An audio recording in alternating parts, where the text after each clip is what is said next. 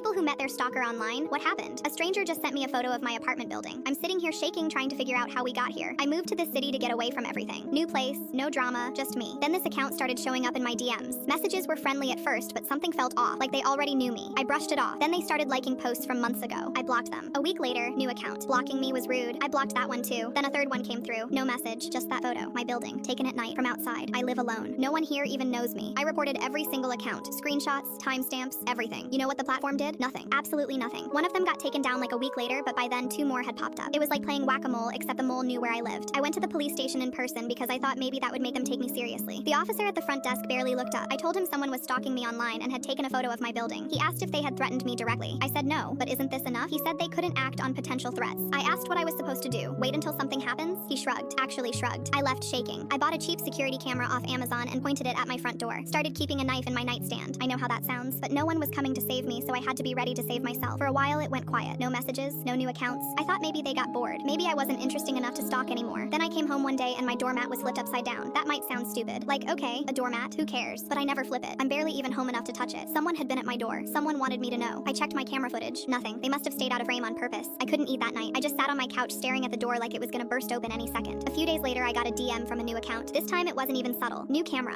Smart. They saw me install it, or they saw it on the footage. Either way, they were watching. I called the police again, told them about the doormat, the message, all of it. The guy on the phone sounded annoyed. He said unless I had proof of a direct threat or knew who the person was, they couldn't do much. I said, so I just have to wait until they hurt me? He said, ma'am, we're doing the best we can. I hung up and screamed into a pillow. I stopped going out unless I had to. I changed my schedule every day so there was no pattern. I told one of my coworkers what was happening and she looked at me like I was being dramatic. She said, maybe it's just some loser trying to scare you. I wanted to ask her if a loser would stand outside someone's building at night taking photos, but I didn't. I just nodded. Then the messages shifted. You think switching up your routine helps? It doesn't. I know where you are right now. That one came through while I was at work. I ran to the bathroom and threw up. That night, I pushed my couch against the front door and sat in the dark with a knife in my lap. I told myself I'd be ready. Whatever happened, I'd be ready. But nothing can really prepare you for what comes next. It was a Thursday when it happened. I was on the couch when I heard the door handle jiggle. Not a knock, a jiggle. Like someone was testing it. My whole body went cold. I grabbed my phone and called 911. Whispered that someone was trying to get in. They said officers were on the way. Told me to stay calm, stay hidden. Then I heard the door crack open. I grabbed the knife and backed into my bedroom. My legs felt like they weren't even mine. I could hear footsteps, slow, like they weren't in a rush, like they knew I had nowhere to go. The bedroom door opened, and I saw his face. I knew him. Not well, but I knew him. He sat 2 rows behind me in a lecture at university. Never spoke to me. I didn't even know his name, but he was standing in my apartment like he belonged there. He smiled. You're hard to pin down, but I'm patient. I want you so bad. I wasn't patient. I swung at him.